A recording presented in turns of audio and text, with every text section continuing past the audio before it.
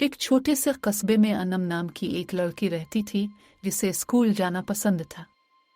इसे अपने दोस्तों के साथ वक्त गुजारना अच्छा लगता था, खास तौर पर उसकी सबसे अच्छी दोस्त मिया।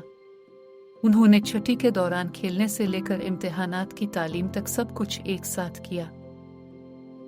एक धूप की सुबह जब अन्नम और मिया स्कूल जा रहे थे, उन्होंने कुछ अजीब देखा। सड़क की औरत बैठी थी, उसने एक अजीब सी किताब पकड़ी थी। जब वो वहां से गुजरे तो औरत ने उन्हें पुकारा, क्या तुम कोई जादुई चाल देखना चाहोगे? उसने आंखों में चमक के साथ पूछा। मुतजस्सिस लड़कियों ने बेताबी से सर हिलाया। बूढ़ी औरत ने अपनी किताब खोली और इस जुबान में गाना शुरू कर दी जिसे वो समझ नहीं सकते थे। अचानक एक चमकीली रोशनी ने मिया को लपेट में ले लिया और सेकंडों में वो एक छोटे चिपचिपा कुत्ते में तब्दील हो गए। अन्नम सदमे से हाँप गई। तुमने इसके साथ क्या किया? वो रोई।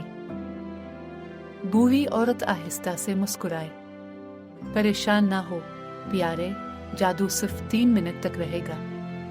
ये हमदर्दी और समझ बूझ का सबक है। आपका दोस्त जल्द ही मामूल पर आ जाएगा।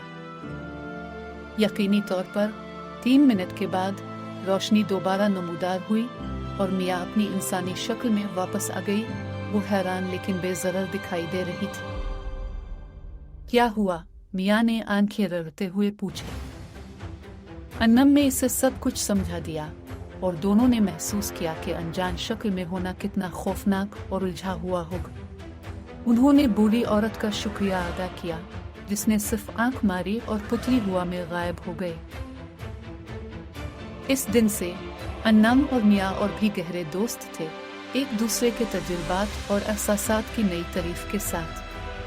वो बूढ़ी औरत के साथ अजीब व गरीब मुलाकात और उन जादुई 3 मिनटों में सीखा सबक कभी नहीं भूले।